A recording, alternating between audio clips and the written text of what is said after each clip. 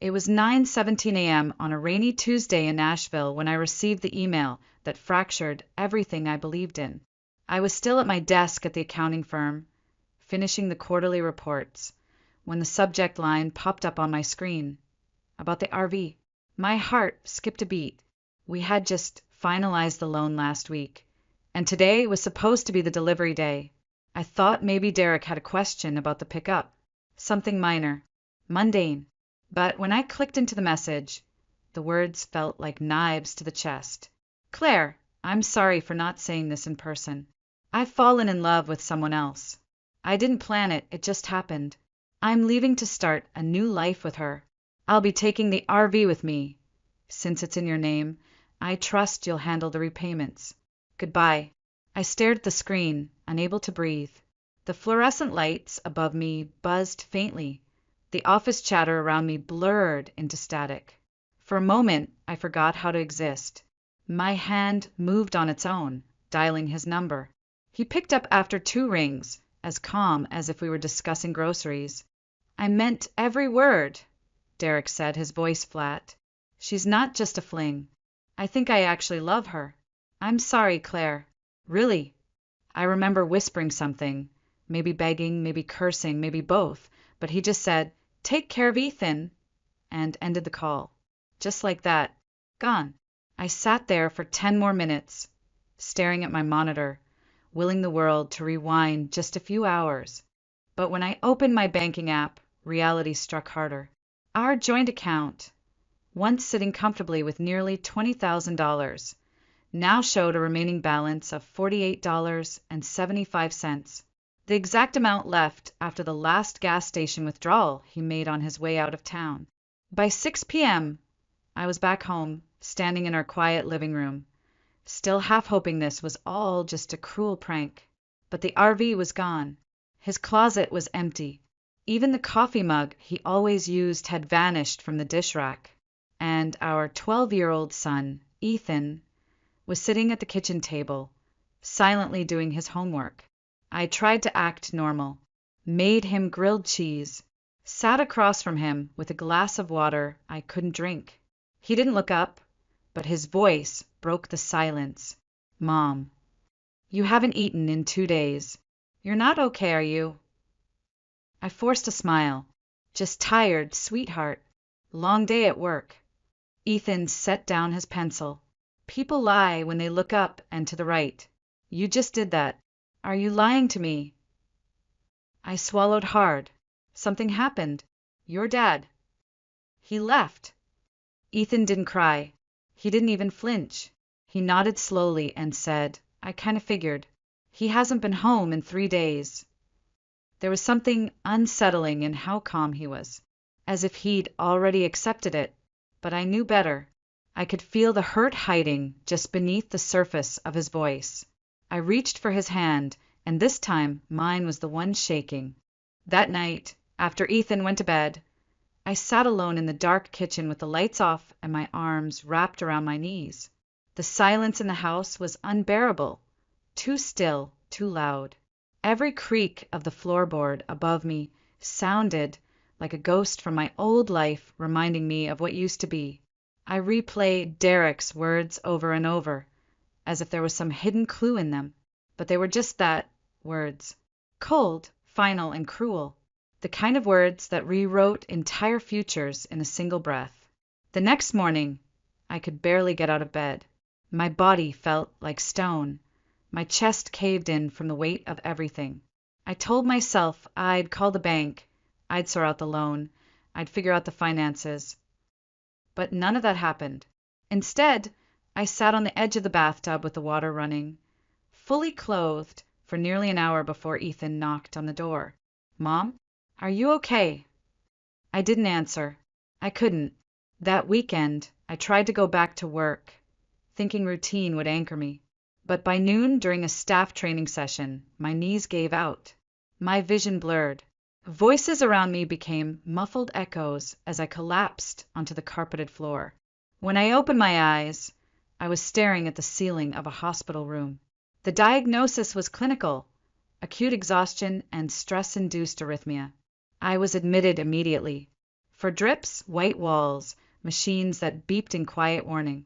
The nurse told me I'd fainted from a combination of malnutrition and overexertion. I didn't feel anything. Not fear. Not pain. Just numbness. But then Ethan walked into the room. His usual calm demeanor had cracked. His eyes were wide with panic, and his backpack was still slung over one shoulder.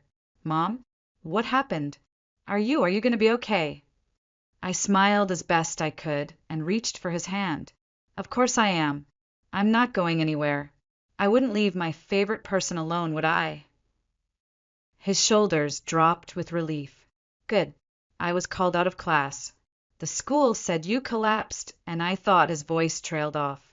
I pulled him into a hug and felt his heartbeat racing through his jacket. "You don't have to worry about me, Ethan," I whispered. "I'll be fine. I promise." But I wasn't. The doctor returned later that evening with test results. His tone was serious, careful. Too careful. "You're going to need surgery," he said. "Soon. I'd recommend we proceed within the next few days. It's nothing we can't manage, but it won't get better on its own." Surgery. I stared at him, blank, as if he were speaking another language. And as he left the room, I looked up at the 4 in my arm, the slow drip, drip, drip of medication tracing time in silence. The weight of debt, betrayal, and sickness pressed down like a tidal wave. A few days ago, I was just an exhausted wife and mother.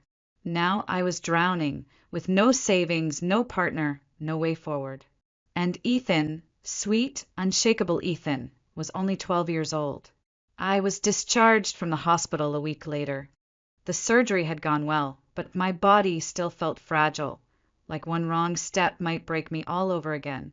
Ethan insisted on carrying my bag, walking slightly ahead, glancing back every few seconds to make sure I was still behind him. His shoulders seemed broader somehow, or maybe I had just become smaller. The sun was warm that morning, but inside me everything felt cold. We got home just after noon. I set my keys on the counter and moved toward the mail that had piled up during my stay. Bills, flyers, and then a thick white envelope marked loan repayment notice. I opened it with shaking hands.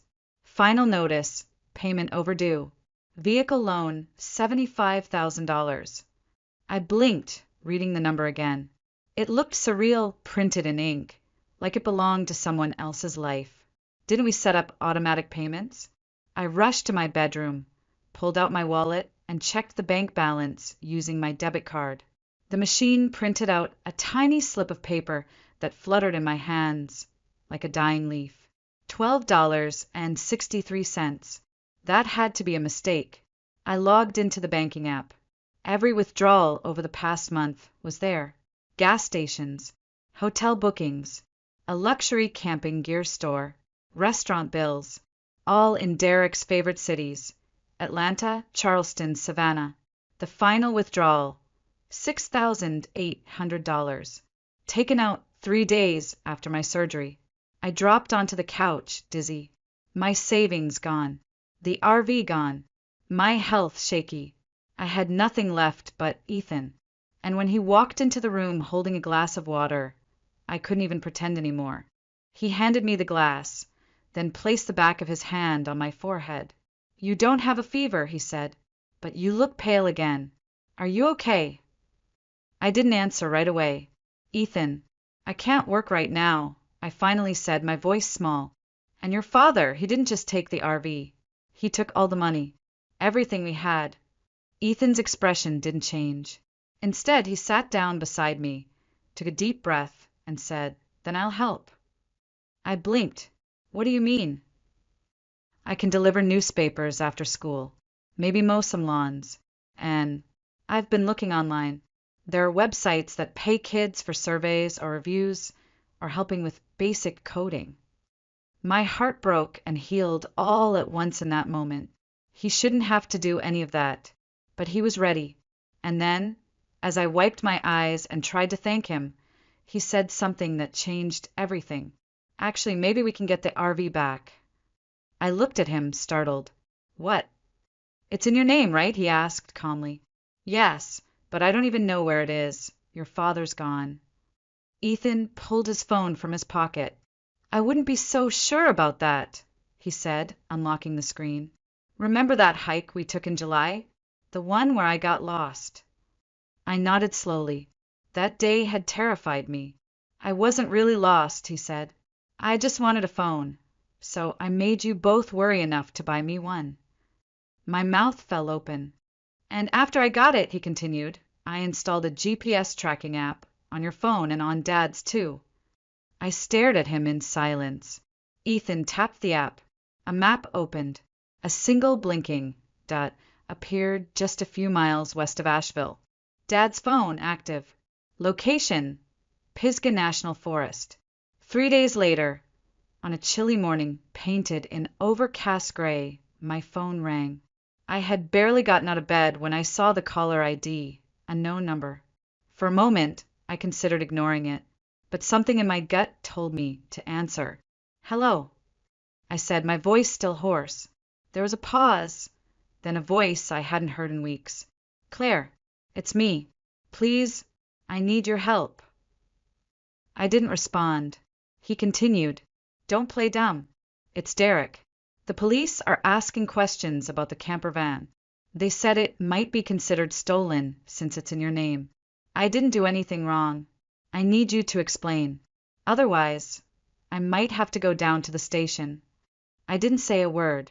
Just listened to the panic rising in his voice, like smoke from a burning bridge. After he hung up, I turned to Ethan, who had been silently sipping tea across the kitchen table. He's in trouble, I said. The police are on to him. Ethan nodded, calm as ever. Good. Then let's go finish this. By the time we arrived at Pisgah National Forest, the GPS pin had stopped moving. The air was thick with pine and the scent of campfire smoke. We followed the dirt road deeper into the woods until we saw it, the camper van, parked at a clearing near a fire pit, surrounded by tall trees and silence. 2 police officers stood nearby, speaking to a disheveled-looking Derek who kept glancing nervously over his shoulder. I took a deep breath and stepped forward. The officers turned as I approached, and I explained that I was the legal owner of the vehicle. They looked at me, then at the title I handed them for my purse. Derek's face turned pale. Claire, can we talk in private? Please. I asked the officers to give us a moment. They nodded and stepped away. Look, Derek started, shifting awkwardly. I didn't mean for things to go like this. I just thought, since the RV was new and we're married. We're not married anymore, Derek, I said coldly. You filed the papers. That makes you a stranger driving a vehicle you don't own. That's called theft. His lips twitched, but he said nothing. I held out my hand. The keys. Reluctantly, he pulled them from his pocket and dropped them into my palm. It felt like victory, not just for the RV, but for every night I cried alone in a hospital room, wondering how things had gone so wrong. Then, without a word, Ethan stepped forward. He looked his father in the eyes and asked calmly, Why did you abandon us? For her. Vanessa was inside the camper van, sitting with her legs crossed and a smug look on her face. She leaned toward the open door and answered for him. Because I'm younger, hotter, and don't come with all that baggage. Ethan didn't even blink. I wasn't talking to you, lady. The air shifted. Vanessa's smirk vanished, replaced by a flicker of uncertainty. Dad. Ethan repeated. Derek looked at the ground, scratching the back of his neck. Things just happened, son. Life's complicated. Ethan crossed his arms. Then I guess the police can help you sort it out. My heart swelled with pride and pain. He was only 12, but in that moment he held more composure than most adults I knew. Vanessa huffed and muttered something under her breath, then stood and stepped outside the van. She froze mid-step, a gasp escaping her lips. Standing at the tree line were 2 older people, their arms folded, expressions stormy. Vanessa's parents. Vanessa's expression contorted into something between panic and disbelief. Mom? Dad? What are you? How did you? Her mother didn't answer. Her father took one long step forward and growled through clenched teeth. You have any idea the shame you've brought on this family?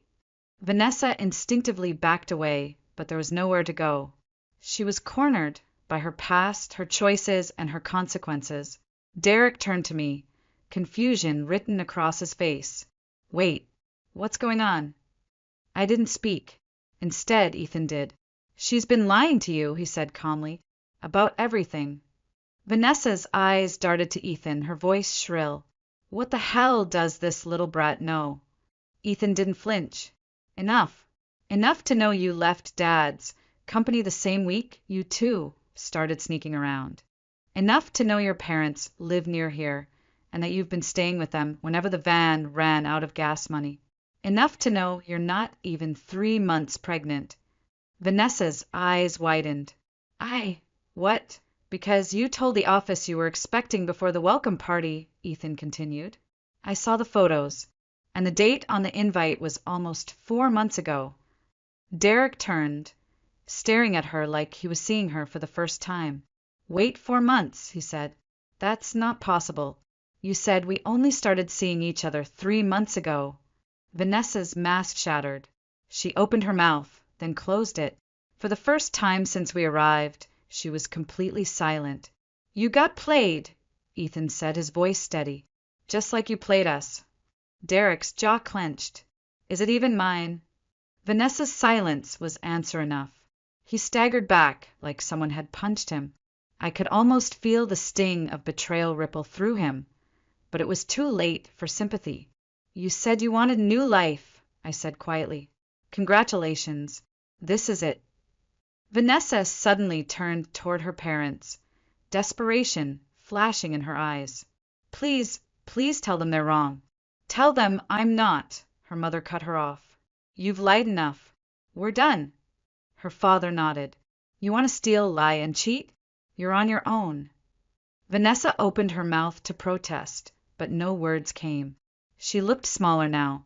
Not powerful. Not seductive. Just small.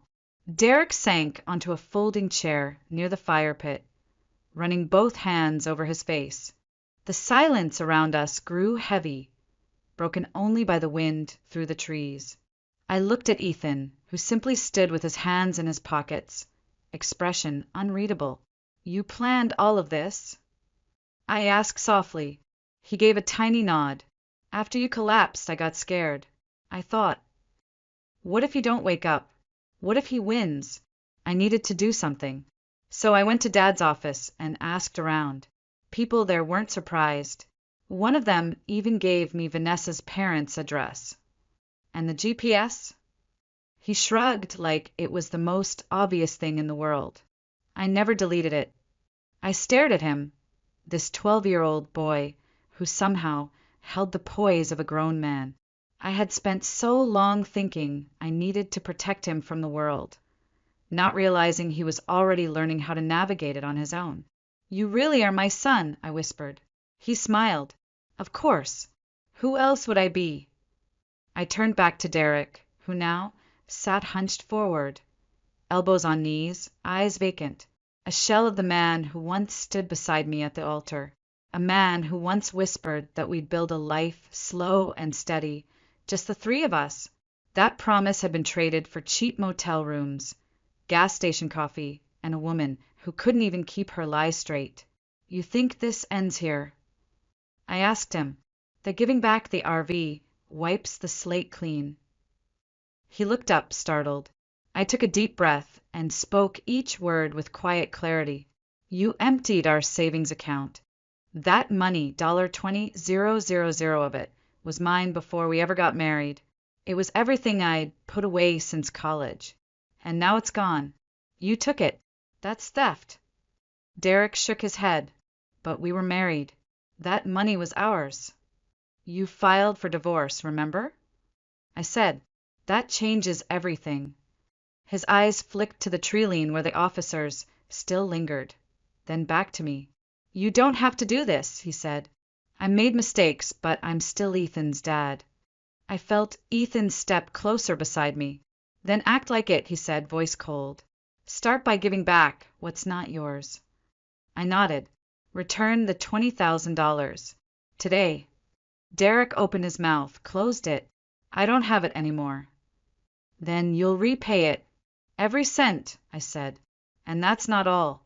There's also child support. I'll be filing for it immediately. Vanessa scoffed from behind us. Oh, come on, it's not like he has a job. I turned to her, steady. Then it's a good thing I already found him one. Both of them froze. I spoke to HR at the factory where my company outsources manufacturing, I said. They're hiring. Manual labor. Long hours. Steady pay. Starting Monday. Derek stared at me, stunned. And the best part, I added, pulling a folded document from my coat pocket, they've agreed to have part of your wages garnished. Automatically.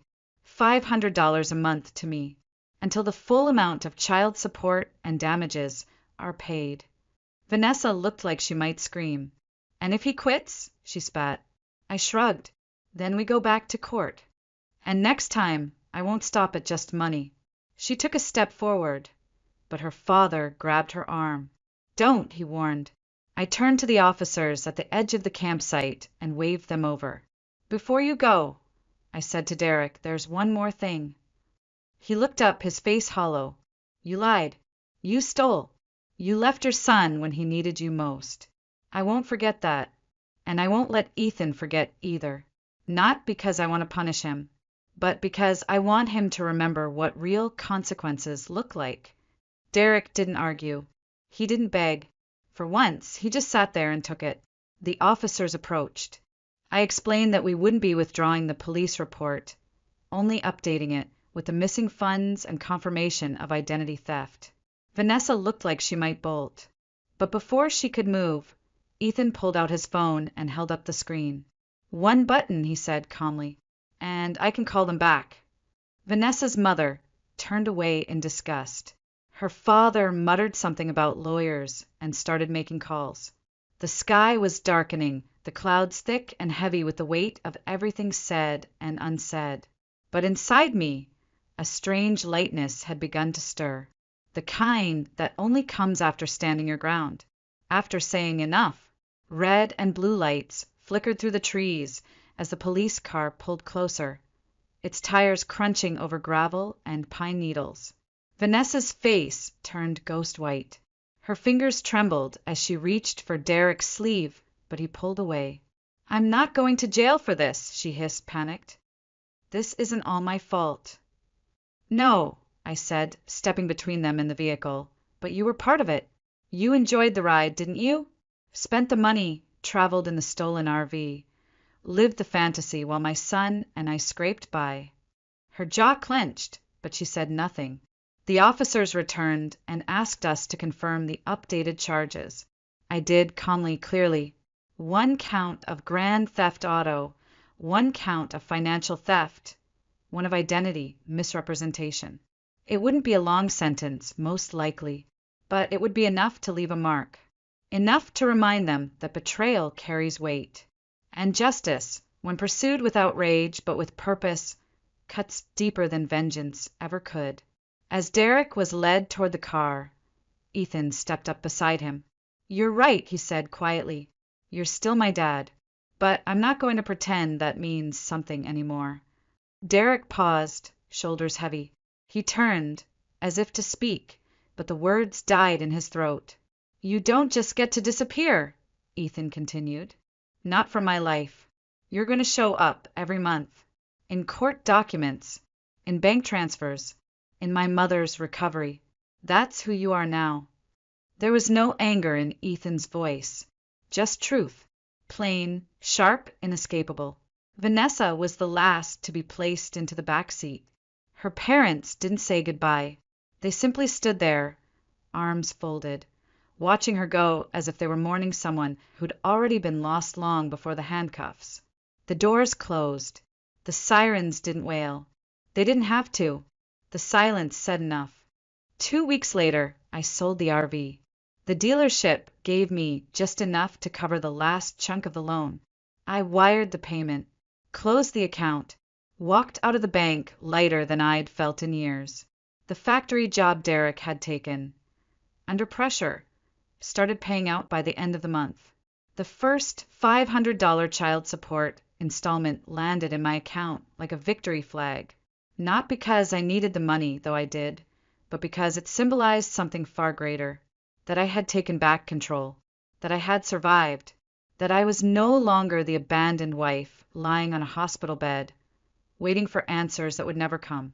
Ethan and I rebuilt life slowly, piece by piece. He still did extra chores, still researched new ways to save and help. But he also returned to being a kid, more relaxed, more open. Sometimes, late at night, he would sneak into the living room where I sat reading and curl up next to me, like when he was little. We didn't talk much about Derek anymore. Not because it didn't matter, but because it no longer defined us. We were more than what he left behind. One afternoon, after school, Ethan and I sat on the porch, watching clouds drift over the Blue Ridge Mountains. He was sketching something in his notebook, blueprints, I think. He wanted to be an engineer. "I've been thinking," he said suddenly, "when I grow up, I don't want to become the kind of man Dad was." "You won't," I said, reaching over to ruffle his hair. "You're already more than he ever chose to be."